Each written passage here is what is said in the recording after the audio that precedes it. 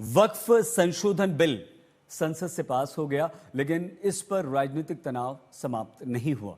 JDU और RLD में लगातार विरोध चल रहा है। जेडीयू के कई सारे मुस्लिम नेताओं ने इस्तीफा दे दिया है। आरएलडी में विरोध की आवाज उठ गई है।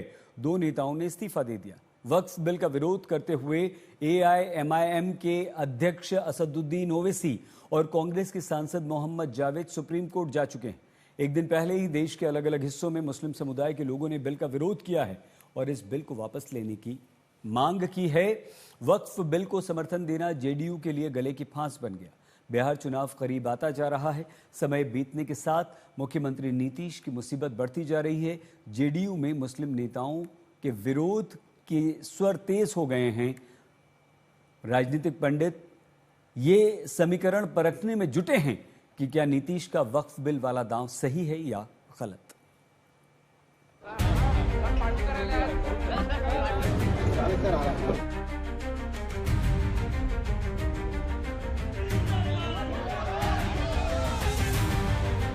जेडीयू में विरोध की हवा चल रही है। वक्फ बिल का पार्टी ने समर्थन किया तो पार्टी के मुस्लिम नेताओं ने विरोध शुरू कर दिया।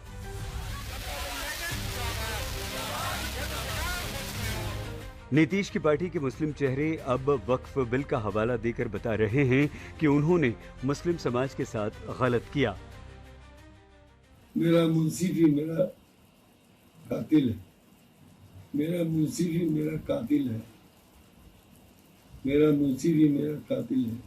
मेरे हक में फैसला क्या देगा? हमें मुझसे वफा की उम्मीद, जो जानते नहीं वफा क्या है। राष्ट्रपति जी से मेरा अनुरोध होगा कि इस बिल पर गौर करें और इसको वापस करें। गुलाम गौस जेडीयू के इकलौते चेहरे नहीं जो खुलकर पार्टी के वक्फ दांव का विरोध कर रहे हैं। गुलाम बलियावी भी अपना विरोध दर्ज करा चुके हैं। जेडीयू में बागियों की लिस्ट लंबी होती जा रही है। पार्टी के कई नेताओं ने अपने इस्तीफे भी दे दिए हैं। जेडीयू के अल्पसंख्यक प्रकोष्ठ के प्रदेश सचिव मोहम्मद शाहनवाज मलिक, प्रदेश महासचिव मोहम्मद तबरेज सिद्दीकी, भोजपुर के पार्टी सदस्य मोहम्मद दिलशान राइन, पूर्व प्रत्याशी मोहम्मद कासिम अंसारी, पूर्व युवा जेडीयू प्रदेश उपाध्यक्ष तबरेज हसन ने पार्टी के वक्फ बिल वाले स्टैंड को लेकर इस्तीफा दे दिया है। लेकिन अब आगे क्या?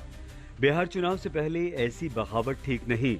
जेडीयू को भी पता है कि बिहार में मुस्लिम वोटर कितने महत्वपूर्ण हैं और इसीलिए जेडीयू ने मुस्लिम नेताओं के विरोध के बाद अब मान मनव्वल तेज कर दिया है। पटना में डैमेज कंट्रोल की पूरी कोशिश की जा रही है। आज दोपहर में नाराज गुलाम गौस और कुछ अन्य मुस्लिम नेता मीडिया से रूबरू होने वाले हैं। जिन मुस्लिम नेताओं ने नाराजगी व्यक्त की और पार्टी में आवाज उठाई, उन्हें जेडीयू के दिग्गज आईना दिखा रहे हैं। जेडीयू को कुछ पता है कौन छोड़ के गया है, कौन गया है कि बहुत भारी नेता है जेडीयू के। और 2020 के चुनाव में पतंग चुनाव चिन्ह पर चुनाव लड़े थे, 499 वोट आया था। भारी नेता है। वहीं दूसरी ओर पार्टी के कार्यकारी अध्यक्ष संजय झा मुस्लिम समाज को विश्वास दिला रहे हैं कि उनके लिए बतौर मुख्यमंत्री नीतीश कुमार से अधिक किसी ने कभी काम नहीं किया। ये पार्टी नीतीश कुमार की बनाई हुई पार्टी है और हम लोगों का ट्रैक रिकॉर्ड है बिहार में मुसलमानों के लिए और सबके लिए और मुसलमानों के लिए भी काम करने का। फिर मैं वही सब बात कहूँगा जिनका काम किया क्या लोग किए, तो हम लोग का ट्रैक रिकॉर्ड है काम करने का। और इतना आपके माध्यम से बता दूं कि नीतीश कुमार जी के सरकार में आज तक किसी के साथ नहीं और खास करके मुसलमानों के साथ कोई अन्याय नहीं, कभी नहीं होगा। असल में बिहार में मुस्लिम वोट का बड़ा हिस्सा पाने वाली आरजेडी को लगता है कि ये मौका है जहां नीतीश का बचा हुआ मुस्लिम वोट छीना जा सकता है और इसीलिए आरजेडी नीतीश के स्वास्थ्य का हवाला देते हुए वक्फ बिल के समर्थन पर प्रश्न उठा रही है। मैंने पहले भी कहा था कि मुझको लगता है, हालांकि चूंकि मुख्यमंत्री है, हम कैसे कह सकते हैं कि साहब मुख्यमंत्री के लायक नहीं है, मगर इधर जो उनका स्वास्थ्य को देख रहे हैं हम, तो हमको लगता है कि स्वस्थ नीतीश कुमार यह निर्णय नहीं ले सकता, ये अस्वस्थ नीतीश कुमार ही निर्णय ले सकता है। नीतीश कुमार और जेडीयू के सामने पार्टी के बागियों को मनाना बड़ी चुनौती है। मुस्लिमों को वक्फ बिल के बारे में सब कुछ पॉजिटिव बताकर उनका वोट पाने की एक बड़ी चुनौती। समय ही बताएगा कि नीतीश बिहार चुनाव से पहले इस उद्देश्य में कितना सफल हो पाते हैं। रोहित कुमार सिंह, पटना, आज तक। एक बड़ी खबर इस समय आ रही है। बीजेपी के नेता सैयद शाहनवाज हुसैन ने कहा है कि वक्फ बिल का समर्थन करने के कारण उन्हें लगातार धमकियां मिल रही हैं। शाहनवाज हुसैन बोले कि जितनी धमकी मिल जाए मैं डरने वाला नहीं।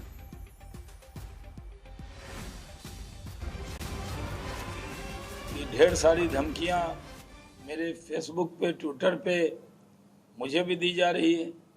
मैं उनके धमकी से डरने वाला नहीं हूं और उनकी गालियों से मुझे ऊपर कोई असर होता नहीं है। सच्ची बात करना है, सच्ची बात करेंगे।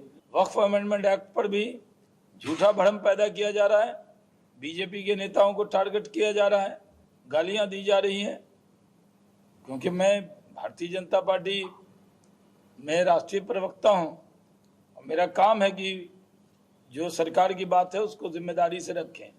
तो मुझे भी धमकियां मिल रही हैं, उन धमकी से मैं डरने वाला नहीं हूं।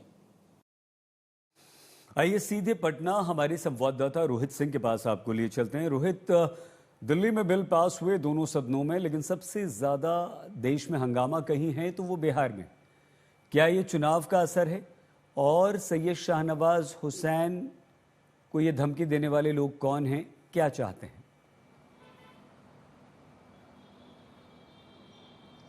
देखिए, सबसे पहले बता दूं कि शाहनवाज हुसैन को जो धमकियां मिल रही हैं, उन्होंने खुद कहा है कि सोशल मीडिया के जरिए उनको धमकियां मिल रही हैं। तो ऐसे में जो जानकारी मिल रही है कि वो इसको लेकर शिकायत भी जो है वो दर्ज करा सकते हैं पुलिस में, जिसके बाद जो इसको लेकर जानकारी इकट्ठा की जाएगी कि कौन लोग हैं जो शाहनवाज हुसैन को सोशल मीडिया के जरिए जो है वो धमकियां दे रहे हैं। दूसरी तरफ जहां तक बिहार की बात है तो जाहिर सी बात है, अभी देश में कुछ भी होगा बहुत बड़ा तो जाहिर सी बात है उसको चुनावी कनेक्शन जो है वो बिहार से ही जोड़ा जाएगा। और क्योंकि बिहार में 6 महीने के बाद चुनाव होने हैं, इसीलिए वक्फ एक बहुत बड़ा मुद्दा बन गया है, जहाँ पर मुस्लिम आबादी जो बिहार की है तकरीबन 18%, उसके वोट को अपने पाले में करने के लिए सबकी कोशिश लगी हुई है। लेकिन जिस तरीके से नीतीश कुमार की पार्टी ने वक्फ का समर्थन किया है, मुस्लिम मतदाताओं की नाराजगी साफ तौर पर नजर आ रही है। बड़े मुस्लिम नेता जो जेडीयू का हिस्सा थे अब तक, वो भी काफ़ी नाराज नजर आ रहे हैं। इसीलिए हमने देखा पिछले 2-3 दिनों में 5 नेताओं ने इस्तीफा दे दिया है पार्टी से। 2-3 लोगों ने आकर जो है अपनी बात भी कही है खुलेआम नीतीश कुमार के खिलाफ।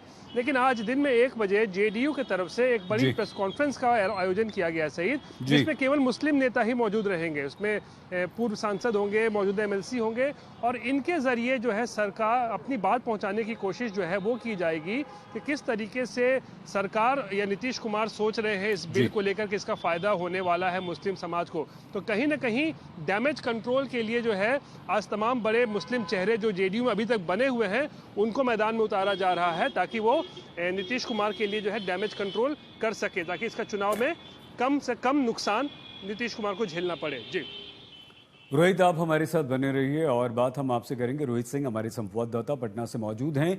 तो कांग्रेस के नेता प्रमोद तिवारी ने एक बार फिर से वक्फ बिल को लेकर प्रश्न उठा दिए हैं।